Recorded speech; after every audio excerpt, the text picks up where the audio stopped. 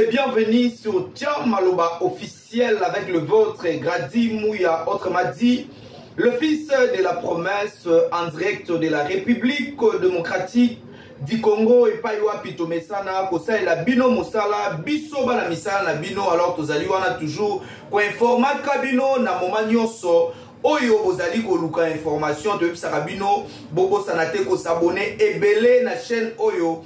Tcham Maloba officiel parce que zali parmi ba chaîne ya Yambo oyo pesa information oyo ezali creuser ezali traiter ndeto yaka ko diffuser yango po bandeko nyonso ba kongomani nyonso bazala informer na lolengo esengeli. Alors ndenge toujours tozala na momesano na édition spéciale oyo toyaka ko proposer bino ba élément afin que vous allez servir na information ya malamu na pesi mbote na bandeko nyonso ba kolanda biso bozali ebele partout dans le monde bokolanda biso bozali na Afrique bozali na Asie bozali na Amérique bokolanda biso partout dans le monde na tous les 5 continents. Alors tozo pesa bino merci pour la confiance pe fidélité au bomesana nango ko pesa na chaîne Oyo Tcham Maloba officiel et to bosa libete bandeko na biso bazali bongo na est ya mboka na biso République démocratique du Congo oyo ba kolela ba ko nyokwama ba mama ba ko zala violé. Alors bandeko ba ko kufa makile ko tanga biso pe tozali ensemble na bino tozali ko bunda elongo kuna na ngambu tomoni bandeko ba wazalendo basangani na ba FARDC pona ko bunda e biso pe na media tolobi to kotika te tozali wana to ko bunda ensemble afin que kimia ekota à 100% na mboka na biso République démocratique du Congo. Alors na mokolo ya lelo to eko proposer bino o ezali bongo briefing hebdomadaire et pesa marabongo na mona mboka Patrick Muyaya esika wapi bakendaki ko recadrer le cardinal Ambongo Fridolin Ambongo. Donc na briefing wana ba journaliste batunaki mituna concernant ba propos Oyo cardinal autikolo bana mikolo utikolanda et chose grave cardinal alobaki ba propos ana en plein culte il y a Pâques donc culte oyo ba chrétien nyonso ba célébraka oyo ezali bongo kufa pelise quoi ya Yesu Masia. Alors que mona na culte wana cardinal Fridolin Ambongo a ko tenir ba propos oyo ezalaki penza malamu te comme rappel toko rappeler bino ba propos yango alobaki ye pona ye azomona ete ba kongomani oyo ba okende ko rejoindre nanga na équipe na ye M23 bazali na raison parce que mboka ekotambola malamu te. Donc gouvernement est traité ba propos wana malamu te yango basengi na cardinal Fridolin Ambongo azonga na ba etandoike po ayeba ko éclaircir ko tope ko clarifier ba propos na wana pensez nini o ezaki na kati ya ba propos wana. Donc ndeko Patrick Muyaya azali bongo ministre ya communication et médias pe azali porte-parole ya gouvernement asengi na monsieur le cardinal Fridolin Ambongo azonga na etandoike pona ko talisa tina nini alobaki ba propos wana ya makasi bongo vis-à-vis ya mboka na biso to pe bakambi ya mboka na biso. Alors tokotike la bino bolanda briefing hebdomadaire o esalamaki bongo mokolo ya mercredi 3 avril 2024 en direct de la République démocratique du Congo, précisément na RTNC ezali bongo chaîne nationale, chaîne mère et ndeko Patrick Muyaya azalaki bongo accompagné na 2 ministres, tout le monde a bongo ministre ya santé, pe ministre ya environnement Eve Bazaiba bazalaki ensemble na briefing wana. Alors tokotike la bino bolanda élément oyo toujours ceux qui penaient mopitazali même langage nangai a proposer bino briefing oyo ngana bino tokutani prochainement toujours dans la même chaîne Tcham Maloba officiel bobo sanate bo s'abonner belé pour vous allez toujours informé en temps réel. Alors portez-vous bien, au revoir, à très bientôt. Sur ces belles images de la très distinguée première dame que nous allons bientôt ouvrir la séance des questions et de réponses. Mais Madame la ministre d'État, vous aviez un petit commentaire avant que nous ne puissions ouvrir les balles avec les amis de la presse qui sont avec nous ce soir. Oui, le petit commentaire, c'était d'abord pour féliciter l'action du gouvernement dans son ensemble et particulièrement mon collègue de la santé, évidemment, nous travaillons sous la vision du chef de l'État sur le cas des mortalités maternelles pendant l'accouchement, pour plusieurs causes, notamment après l'éclampsie ou alors le manque de gestes importants. 70 femmes qui meurent par semaine, par jour, vous l'avez dit. Essayez de comparer ça avec un crash d'avion où chaque jour, il y a 70 personnes qui tombent. Vous voyez un peu la gravité. C'est alors qu'il est très important. C'est alors qu'il faudrait que nous tous nous soutenions justement cette couverture santé universelle pour que nous puissions diminuer ou alors éradiquer carrément la mortalité maternelle pour des cas aussi. Eh bien, quand une femme donne la vie, elle ne peut pas mourir pour donner la vie. Et je crois que cette vision du chef de l'État nous permettra d'ici 2030 d'atteindre les objectifs de développement durable. Nous l'avons déjà boosté, l'objectif sur l'accès aux soins de santé, sur l'autonomisation de la femme et aussi la gratuité de l'éducation qui a permis maintenant à la jeune fille de rentrer à l'école.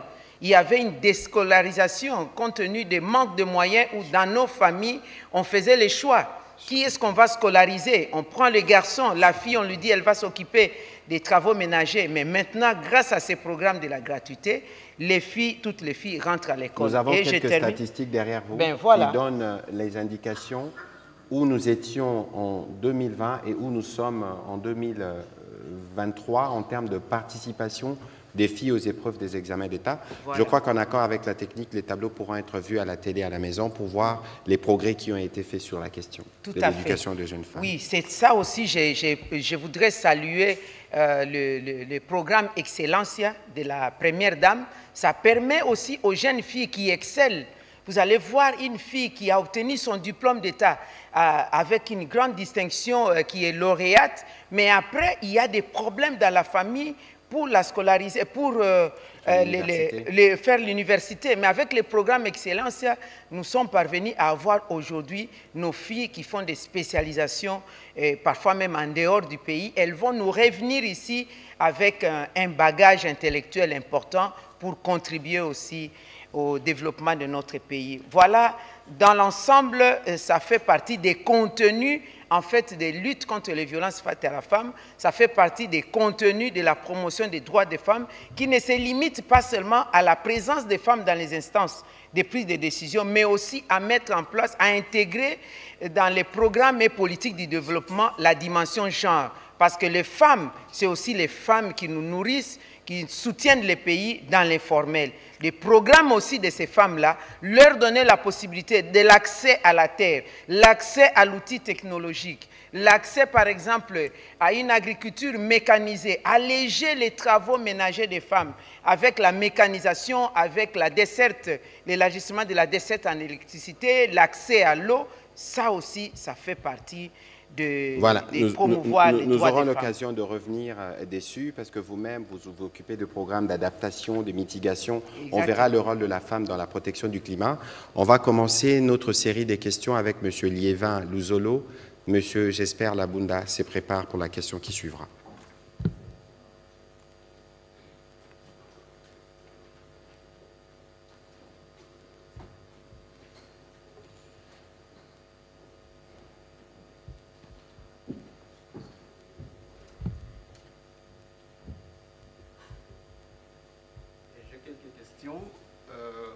La première, c'est avec le ministre de la Santé.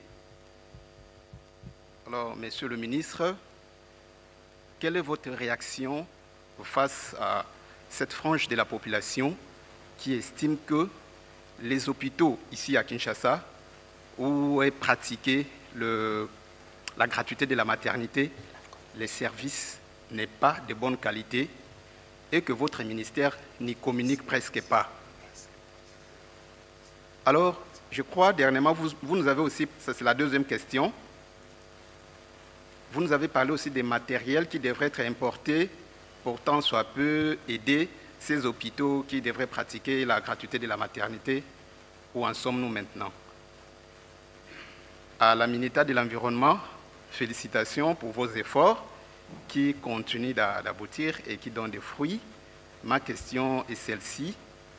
Dans votre secteur de l'environnement, comment êtes-vous arrivé, ou si vous l'avez fait effectivement, à autonomiser la femme congolaise dans votre secteur de l'environnement? Une question d'actualité à notre patron de médias, si vous l'autorisez.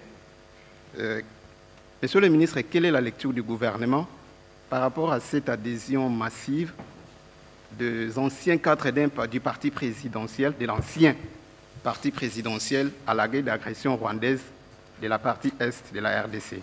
Merci. Adhésion massive, il faut relativiser, j'y répondrai d'ici la fin, le temps qu'on évolue dans les sujets du jour. On va commencer par Madame la ministre d'État, justement. Comment réagissez-vous à la question posée par M. Divin de Zolo sur l'autonomisation des femmes? Oui, merci. L'autonomisation des femmes par rapport à l'environnement. Il faut d'abord souligner que l'environnement, c'est un méga secteur. L'environnement, gestion durable des forêts, l'environnement, assainissement, l'environnement, protection des eaux, l'environnement, protection de la biodiversité. Et l'homme et la femme sont au centre des préoccupations. Comme vous savez, lorsqu'on parle des forêts, par exemple, la majorité de la population qui est constituée de femmes vit aussi à l'intérieur du pays. Les femmes sont sensibilisées pour la protection de nos forêts, la gestion durable de nos forêts. Mais les femmes sont accusées de détruire la forêt parce qu'elles utilisent les bois comme énergie. Elles ne détruisent pas, c'est leur survie, c'est la vie. Tout ce que le gouvernement est en train de faire, c'est de donner ce qu'on appelle l'alternative à ces femmes-là.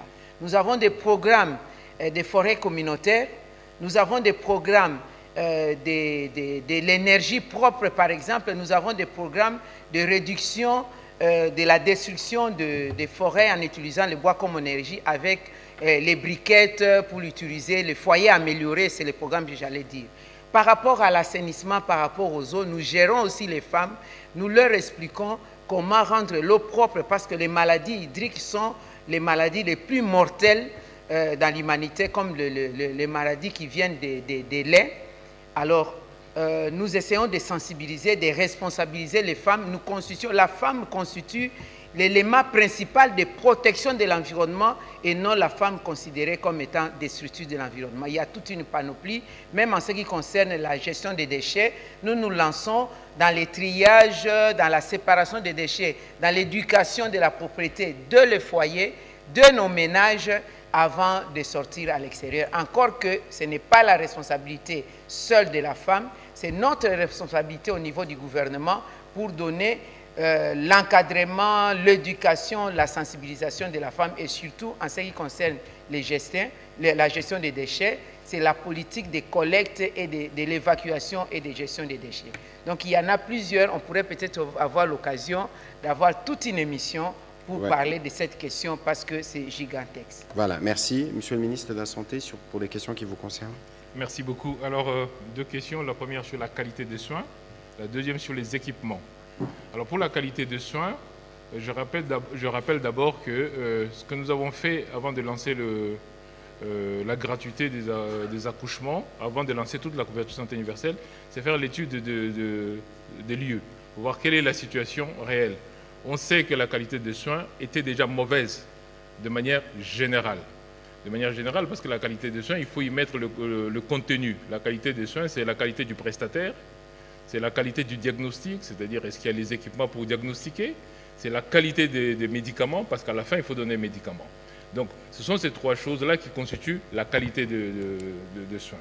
Maintenant, quand on regarde ces trois éléments, on se rend compte qu'il y avait beaucoup de lacunes. Et ces lacunes-là, nous sommes en train de les adresser.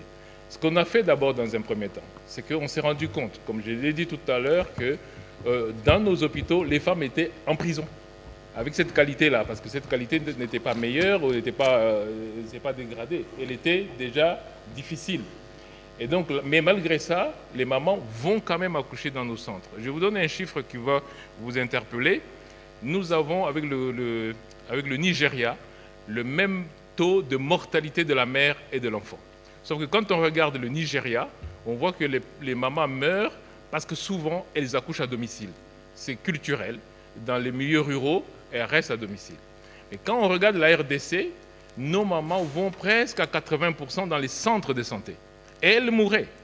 elles mourraient dans ces centres de santé. Ça veut dire que c'est un problème de qualité. Donc on le sait ça à l'avance.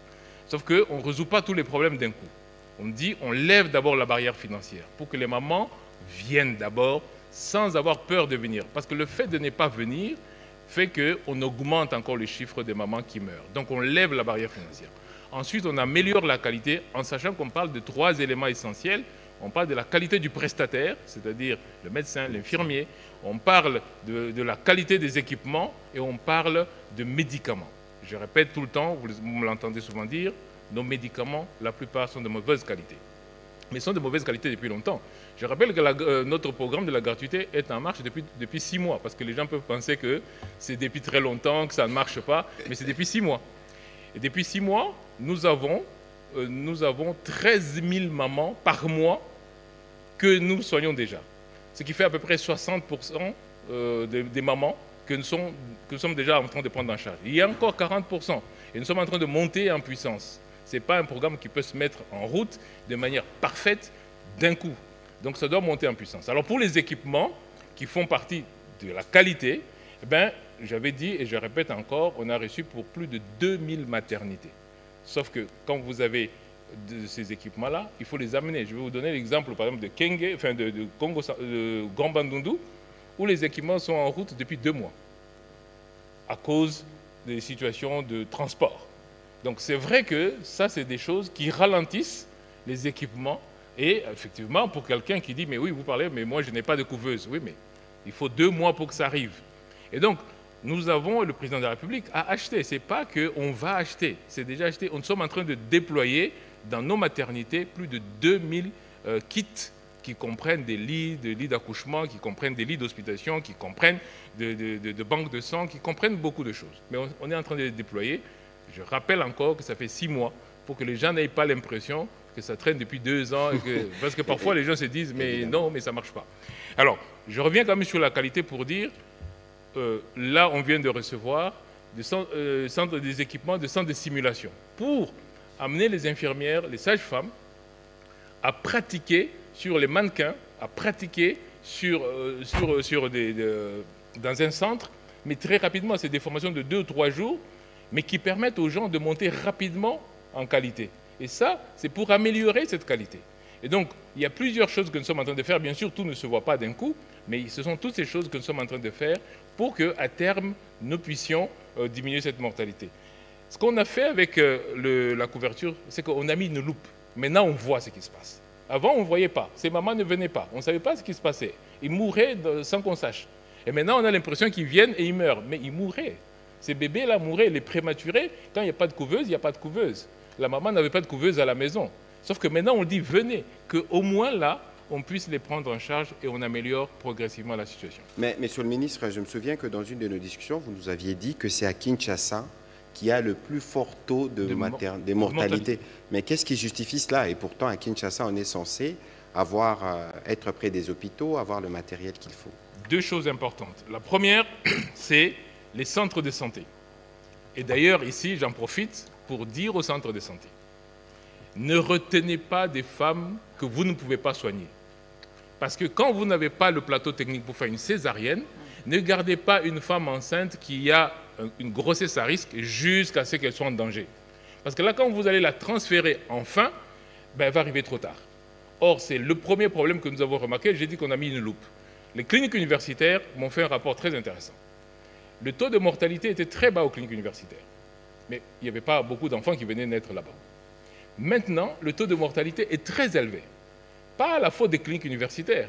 La faute du fait que maintenant, on leur transfère des mamans qu'on a gardées trop longtemps. Mais comme on sait que maintenant, elles peuvent aller à l'hôpital, on envoie, mais on envoie trop tard. Mais là, ça montre qu'on envoie quand même. Mais avant, on n'envoyait pas. Avant, cette maman mourait. Et ça, c'est le premier phénomène, c'est-à-dire les centres de santé qui n'ont pas le niveau, mais qui gardent les patients.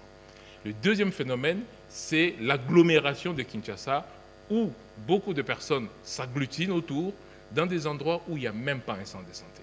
Ce qui fait qu'avec le nombre d'habitants de Kinshasa, Kinshasa devient le numéro 1 en mortalité, du fait tout simplement de l'agglomération. Pourquoi il n'y a pas assez des sages-femmes non plus dans nos quartiers? Alors les sages-femmes, ça c'est un très bon point que vous soulevez. Je vous donne encore un chiffre pour que vous soyez édifiés. C'est que au niveau du ministère de la Santé, on a plus de 250 000 agents. Mais on a moins de 1% de sages-femmes. Alors, quand vous trouvez une situation... Moins de 2500. Moins de 2500. Quand vous trouvez une situation comme ça, vous ne pouvez pas la régler en 6 mois. Il faut maintenant... Nous avons fait plusieurs choses. Premièrement, moi j'ai demandé et j'ai accepté qu'on crée l'Ordre national des sages-femmes. Et deuxièmement, il faut maintenant qu'on les forme le plus possible. Là, nous sommes en train, par exemple, de former les médecins conseils. Les gens ne savaient pas, dans ce pays, il n'y avait pas de médecin conseil. Le médecin conseil, c'est celui qui est l'intermédiaire entre le malade, enfin, le système, et l'hôpital. Quand nous sommes arrivés, il y avait 0 médecin conseil. Nous sommes maintenant là, à 68 depuis hier, parce que hier, on a sorti une nouvelle génération. On avait déjà fait 30, maintenant on a fait 38. Donc on est en train de remonter le facteur de la qualité qui est la ressource humaine. Parce que sans ça, derrière ça, il y a le médicament. Le médicament de mauvaise qualité, et vous savez que maintenant, avec la gratuité, nous essayons maintenant d'acheter les médicaments et de disponibiliser. Pourquoi? Parce que les médicaments qui circulent sont souvent de très mauvaise qualité. Mais les mamans consomment ça, les bébés consomment ça. Et là, on ne peut pas améliorer la qualité tant qu'on a de mauvais médicaments qui circulent. C'est pour ça que tout cela se tient. Et je pense qu'on a fait 6 mois, on est en train de faire la revue de tous les problèmes. Je pense que maintenant, on va commencer à voir l'impact sur la mortalité. Voilà, merci Monsieur le Ministre pour ces réponses détaillées. On va prendre rapidement la question de Jasper Labunda. Faites une économie. Votre question, j'y répondrai. J'y répondrai, mais à la fin. Merci beaucoup pour la parole. J'espère Labunda topactu.cd. La toute première question s'adresse au ministre de la Santé publique. J'espère que vous n'en aurez pas beaucoup, s'il vous plaît. Oui, je tente de m'économiser un tout petit peu. Monsieur le ministre, la ville-province de Kinshasa est envahie de toutes parts des déchets de tout genre, y compris ceux produits par votre secteur. Question. Quelles mesures sont prises pour améliorer la gestion des déchets médicaux et domestiques? Comment votre ministère encourage-t-il le tri, la collecte et l'élimination sûre des déchets? Mais je suis désolé, mais nous ne sommes pas dans ces sujets-là. Effectivement. Nous parlons des femmes, de la masculinité positive. C'est peut-être sur ça qu'il faut qu'on focalise. Bon, allez-y quand même, parce qu'on a la ministre de l'Environnement qui est là aussi. Et peut-être qu'à l'occasion, elles pourront dire un mot, mais ce n'est pas ça. Ce n'est pas la santé, c'est l'environnement. Mais bon, vous êtes Alors, j'adresse ma question à la ministre d'État en charge de l'environnement. Madame la ministre, vous êtes connectée, j'espère bien, sur la toile. Quel message adressez-vous? Parce que vous venez tantôt ici de reconnaître les efforts déployés par le chef de l'État pour la promotion de la masculinité positive. Quel message adressez-vous à la frange importante des femmes et des filles congolaises de TikTok et Facebook, dont l'usage du numérique est consacré plus à l'exposition des parties intimes et aux futilités de tout genre? Merci. Merci beaucoup. Sur cette question, ce sont les hommes et les femmes qui, de manière, je ne sais comment l'exprimer, abusent de la nouvelle technologie de l'information et des communications des réseaux sociaux. Si les jeunes filles exposent leur corps, il y a aussi des hommes qui utilisent les réseaux sociaux pour les règlements des comptes, des insultes, de la dépravation de mœurs de tout genre. Je pense que votre question tombe à point nommé pour que et les hommes et les femmes, notamment la tranche de la jeunesse, puissent utiliser à bon escient les réseaux sociaux. Donc ne poussez pas les gouvernements, par exemple, à diminuer les bandes passantes de la visibilité des images pour qu'après, on va dire il y a la liberté qui est mise à mal. Parce que dans d'autres pays, les TikTok sont interdits. Dans d'autres pays, même WhatsApp, les photos, les images ne passent pas. Dans d'autres pays, on n'a pas assez d'autres réseaux sociaux comme on les cite. Mais ici, il ne faut pas que nous utilisons cette liberté qui se transforme en libertinage. Parce qu'on en a parlé aussi au gouvernement, et il y a des dispositions qui sont prises à ces sujets. Ça pose problème. Les jeunes filles sont en train de me suivre. S'il n'y a pas de consommateurs, elles ne vont pas publier. Parce que et les hommes et les femmes ont créé un métier des influenceurs. C'est ce que nous n'acceptons pas. Voilà, de toute façon, sur ces sujets, il y a la loi du numérique qui permet aux personnes qui se sentent lésées par des publications sur les réseaux sociaux de saisir les cours et tribunaux. Peut-être qu'à la fin, Madame la Mineta fera un petit commentaire sur la question, la problématique de la salubrité. Merci, Madame la Ministre. Ma première préoccupation est axée sur l'équité. De plus en plus, les femmes parlent de l'équité au lieu de l'égalité, parce que l'équité, au fait, essaie de mettre les femmes comme les hommes au même point d'égalité, tout en permettant à ce que toutes les couches aient les mêmes chances. Est-ce que pensez-vous qu'il est temps qu'en RDC, qu'on puisse parler d'équité, parce que les faibles chances au fait de la participation des femmes restent quand même assez élevées. En décembre dernier, par exemple, on a eu un taux faible de participation des femmes aux élections. Il y a eu une loi, l'article 13, qui a favorisé au fait les partis politiques à donner les listes avec 50% des femmes qui ont été exonérées, mais malheureusement, les partis n'ont pas respecté la loi parce qu'il n'y a pas eu de mesures contraignantes qui avaient au fait poussé que cette loi puisse être au fait respectée. Pensez-vous qu'on peut aujourd'hui dépasser cette ligne de parler d'égalité et parler d'équité, et qu'est-ce qui peut être fait pour que pendant cette année qu'on puisse amener des mesures contraignantes face à cette loi? La deuxième préoccupation adressée au ministre de la Santé, certes, il y a la gratuité de la maternité, mais de plus en plus, il y a des morts. Vous avez parlé des réalités qui existent, mais est-ce que vous avez mis en place des mesures pour évaluer cette gratuité qui ne cesse de causer des morts dans les hôpitaux ici à Kinshasa? Voilà, un petit commentaire. La loi, j'ai été parmi les co-rédacteurs lorsque nous avions engagé des réformes électorales avec les G13. Malheureusement, Madame la ministre d'État, vous fustigiez les partis politiques tout à l'heure. Est-ce que c'est la faute aux partis qui n'ont pas aligné les femmes dans les listes, ou est-ce que c'est la faute aux femmes qui n'ont pas exprimé des ambitions pour être dans les listes? La responsabilité est partagée sur cette question-là entre les femmes et les partis politiques. Je voudrais commencer la logique de votre question. L'équité, la RDC est au-delà de l'équité. Nous sommes dans la parité. L'égalité dont on parle, c'est l'égalité des droits. Il ne s'agit pas de l'égalité homme-femme, l'égalité physiologique ou l'égalité biologique. Il s'agit de l'égalité des droits. Les droits des femmes sont les droits humains. Vous soyez homme, avec petit h, vous soyez femme, les droits sont égaux. L'équité, il s'agit de la proportionnalité, il s'agit de ce que nous disons la discrimination positive. Par exemple, sur la participation, s'agissant par exemple des nominations ou des désignations, même l'envoi à mission. Il y a une mission où on doit réserver 3 places pour les agents, où il y a 3 sièges. L'équité, c'est qu'on tienne compte des compétences des hommes et des femmes sur la même égalité des droits, mais par rapport à la discrimination positive, l'équité, c'est qu'on y met 2 hommes et une femme, 2 femmes et 1 homme pour élever les niveaux de la participation des femmes. Mais en ce qui concerne l'équité, en termes de participation, la RDC est au-delà de l'équité. Par rapport aux élections, la responsabilité est partagée. Les partis politiques devaient mettre en place des mesures incitatives qui incitent les femmes à participer. Par exemple, avoir les répertoires des banques de données, des bases de données des femmes dans leurs partis politiques. La loi a mis en place ce qu'on appelle des mesures incitatives, pas des mesures contraignantes. C'était des mesures positives pour dire le parti qui aura apporté une liste paritaire hommes-femmes, autant de nombre d'hommes et de femmes, et ces partis-là ne va pas payer la caution électorale. C'était une bonne opportunité où les partis pouvaient en profiter pour aller chercher les femmes. Parce que quand il y a des manifestations, les femmes sont là, les femmes ne manquent pas. De l'autre côté, les femmes devaient être aussi compétitives. Parce qu'on est là en matière électorale. On ne peut pas obliger la population, lui dire, votez autant d'hommes, autant de femmes. Là, ça ne serait plus la liberté.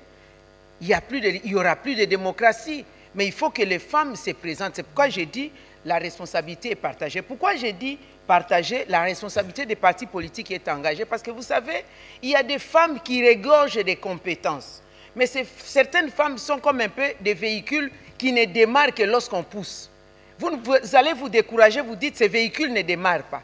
Mais si vous poussez, ça démarre et puis au fil du temps, la batterie se charge. La plupart des femmes, moi j'ai l'expérience comme chef adjoint des partis politiques, je suis allé recruter les femmes pour les mettre dans les comités exécutifs.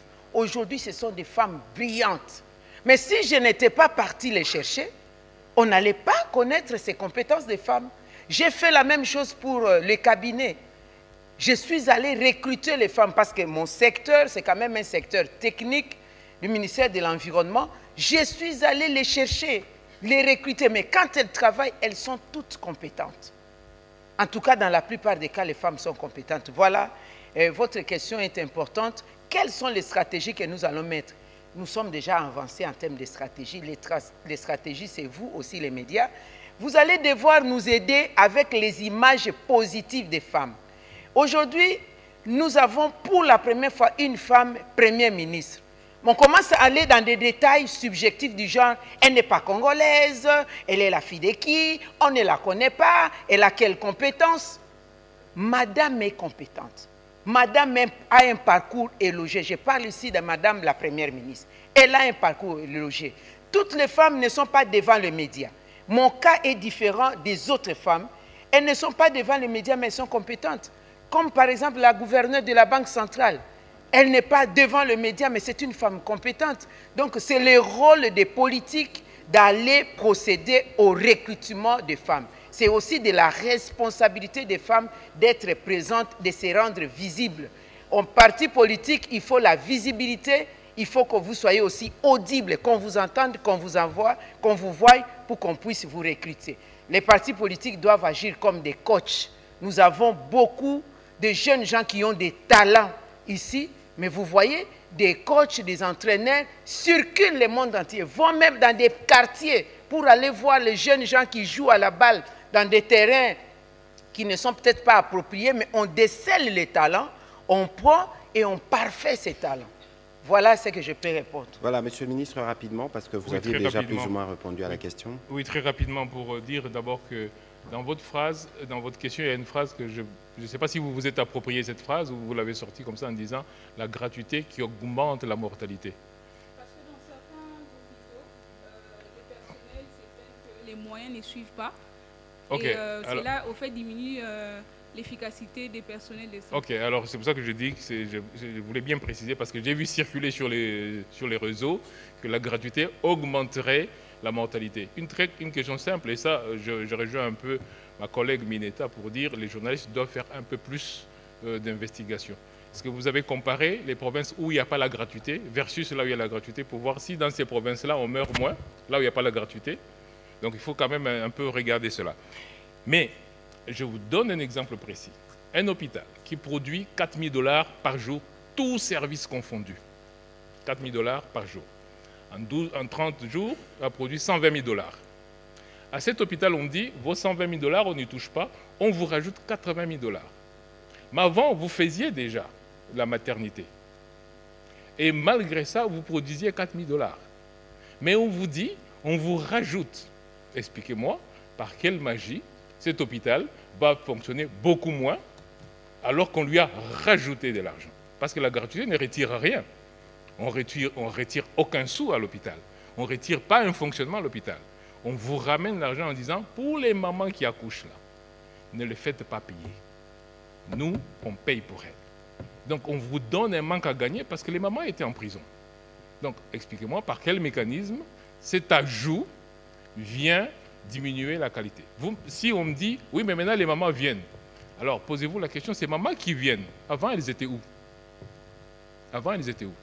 Donc, ces bébés mouraient. Ces mamans mouraient. C'est pour ça que je vous ai dit au début, là, c'est parce qu'on a mis une loupe. On est allé maintenant montrer ce qui se passe.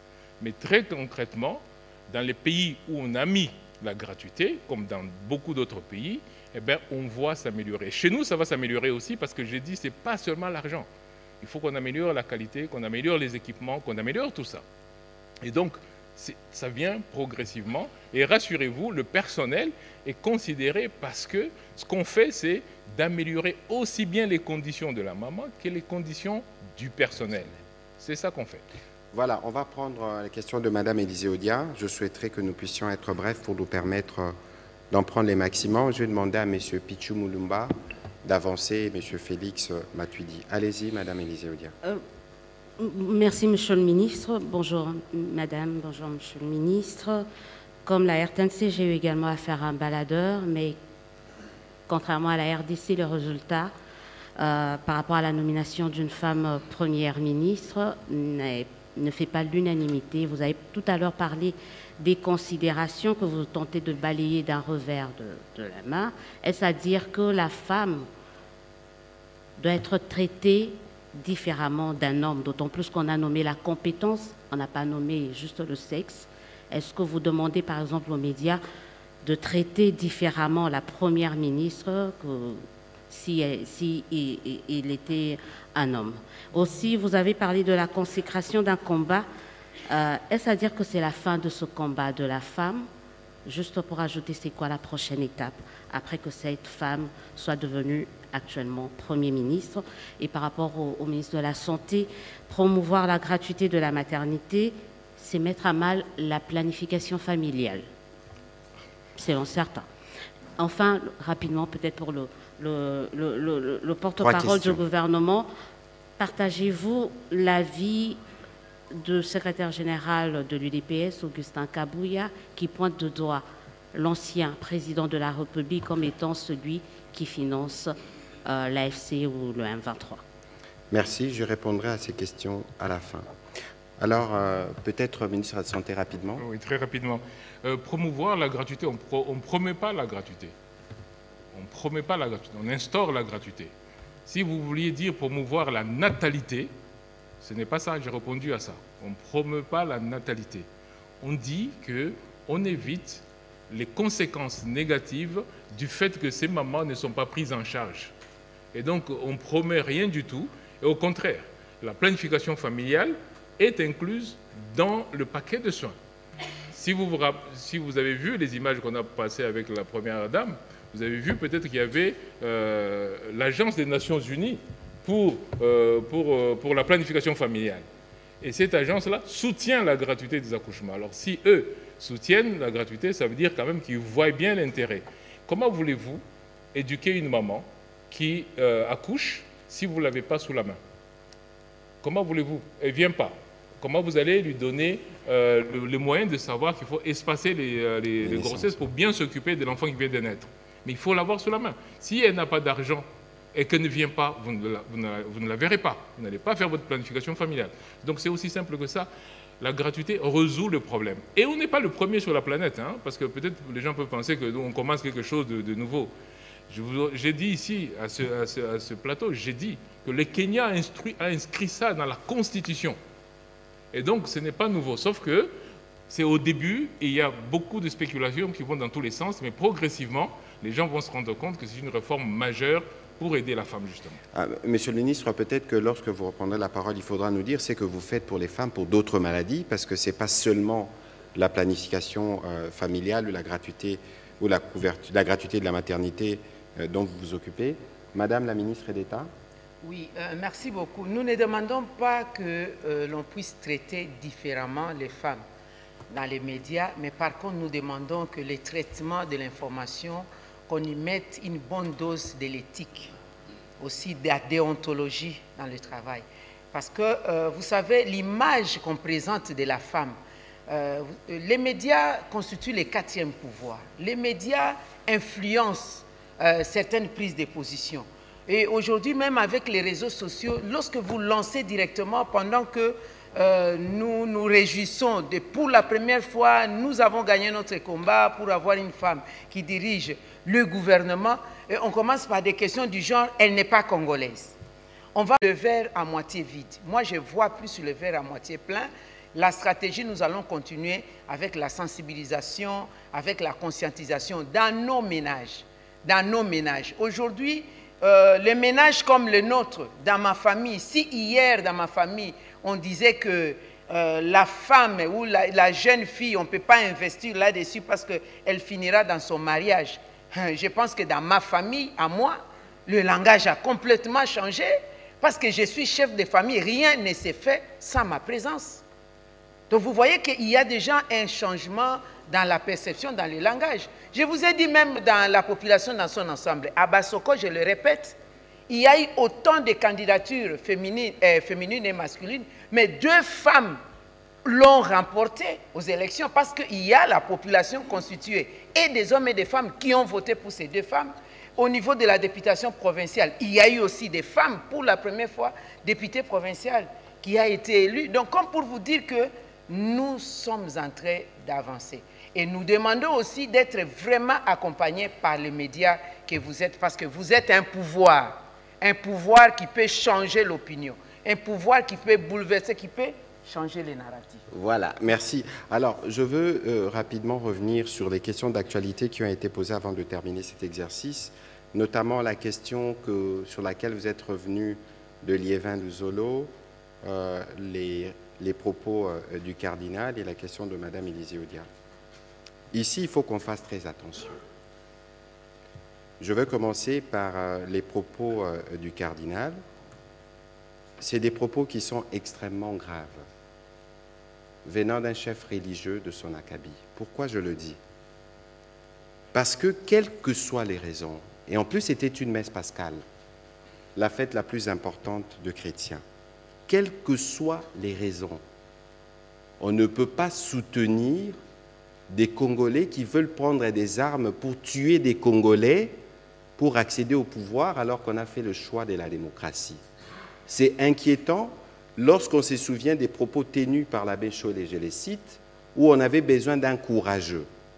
Est-ce que les fameux courageux a été trouvé par l'Église catholique, entre guillemets, parce qu'il ne faut pas faire d'amalgame, et pour qui on a besoin de légitimer, parce que les mots du cardinal, j'espère qu'il fera une clarification, peuvent être perçus comme un encouragement, comme un soutien moral à ceux qui choisissent de prendre les armes pour penser conquérir le pouvoir, alors que nous sommes dans un cycle depuis 2 ans qui veut que nous puissions sortir de cela. Notre ami Liévin parlait d'adhésion massive. Je ne sais pas quel est le contenu qu'il donne dans massif lorsque vous voyez 3-4 individus, parce que nous savons tous qu'il y avait à un moment le RCD. Nous avions vu toutes les têtes couronnées du RCD. Où est-ce qu'ils sont aujourd'hui? Du CNDP.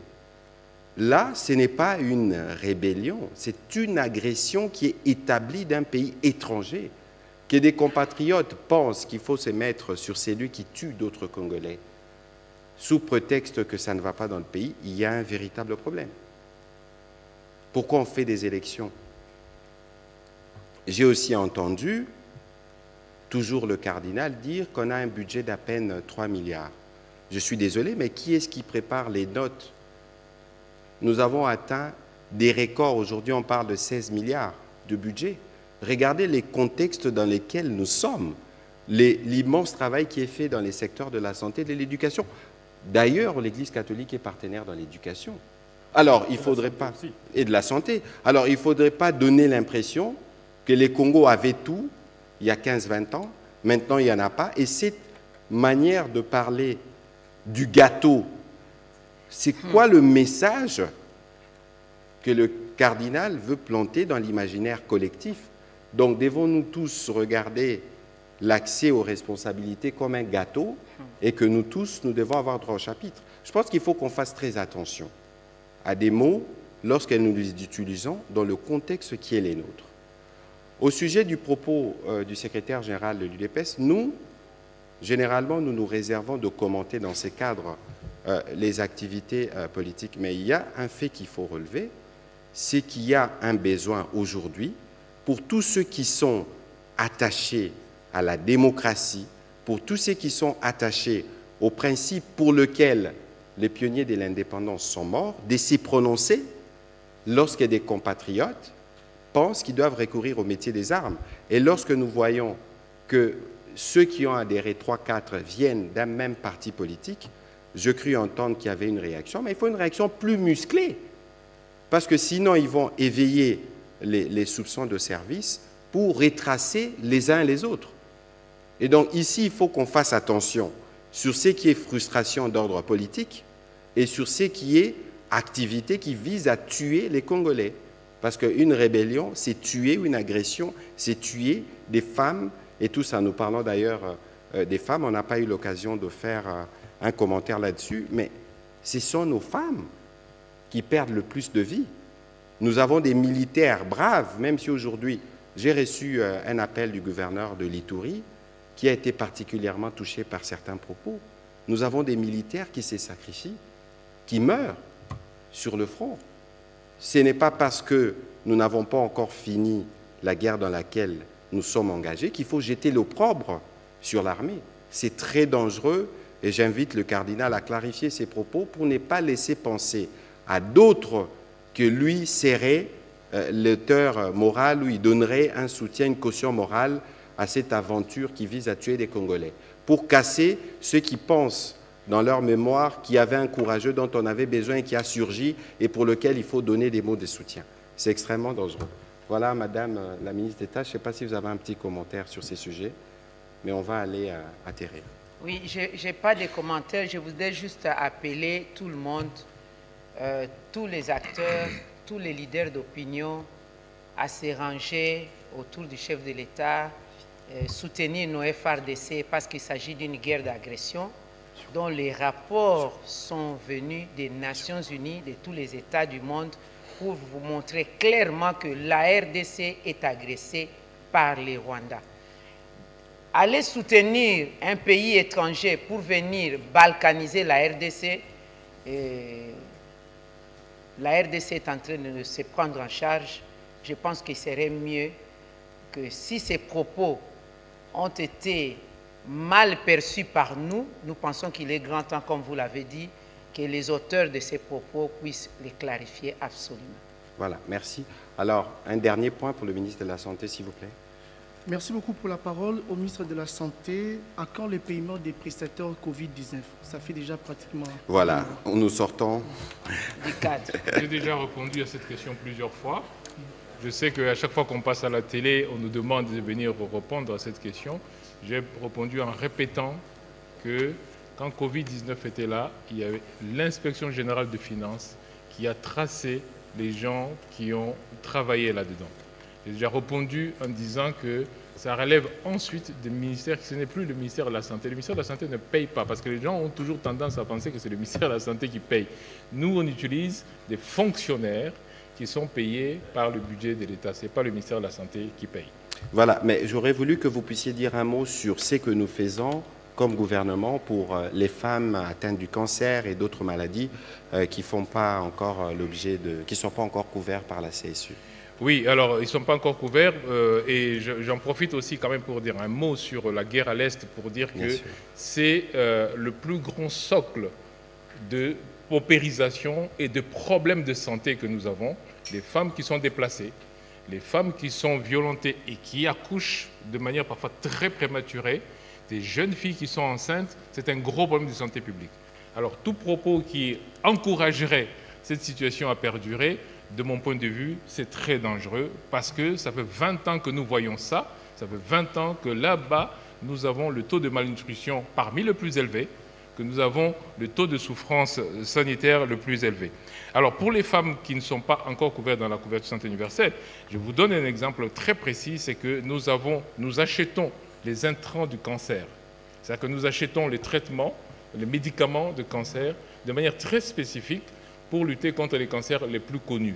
Et parmi les plus connus, il y a le cancer du sein et le cancer du col de l'utérus. Et ça, c'est une entente que le président de la République a commencé il y a déjà quelques années, mais qui se concrétise, on le voit, très des soins, le paquet de base, qui va comprendre les autres soins, en dehors de la gratuité des accouchements. Et ça va permettre aux prestataires qui ne travaillent pas dans le domaine de la gratuité d'être aussi embarqués maintenant et donc en fait d'avoir un peu plus de ressources. Alors pour les femmes spécifiquement, on est en train de lancer le vaccin de cancer du col. Le cancer du col de l'utérus est malheureusement causé par un virus. Et ces virus...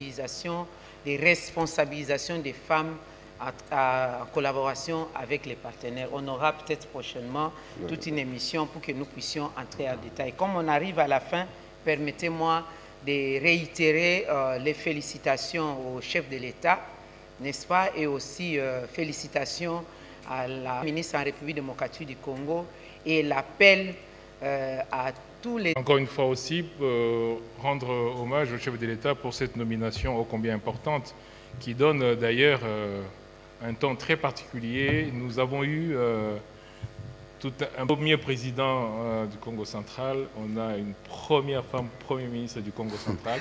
Je rends hommage au chef de l'État pour cela, et je pense que nous avons une personnalité qui peut adresser les problèmes sociaux, et elle a beaucoup insisté sur le développement, j'ai beaucoup aimé ça, tout en adressant aussi les problèmes sécuritaires. De toute façon, elle a toujours travaillé dans les secteurs du développement, son background l'atteste. On a travaillé ensemble avec elle.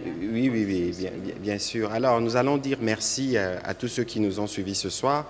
C'est vrai que nous aurions voulu avoir la ministre du Genre qui nous aurait parlé un peu plus du rôle des femmes dans la dénonciation de la violence dans l'Est de la RDC, ou les ministres de l'Éducation, encore le ministre de la Formation professionnelle. Mais nous aurons peut-être l'occasion de revenir d'ici le 15, et pas seulement, pour parler d'autres progrès que nous avons faits sur les questions de la femme.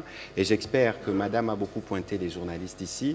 À la RTNC, nous avons demandé des émissions spéciales qui mettront des femmes, parce qu'il faut susciter des émules, comme vous l'aviez dit tout à l'heure. Et donc, Madame Élisée Odia, ce ne serait pas de favoritisme que d'accorder de l'espace aux femmes, parce que c'est aussi cela qui va déclencher de l'ambition au niveau des autres femmes. Et je termine en disant félicitations à la première ministre, j'insiste, première ministre. On doit s'habituer à ces vocabulaires, et peut-être parce que la question elle est revenue plusieurs fois, j'espère que le cardinal clarifiera ses propos, parce que ces aventuriers visent notamment à tuer d'autres fidèles catholiques qui sont sous sa juridiction, et bien d'autres encore. Et donc il y a un besoin pour nous de savoir ce que nous voulons construire comme République.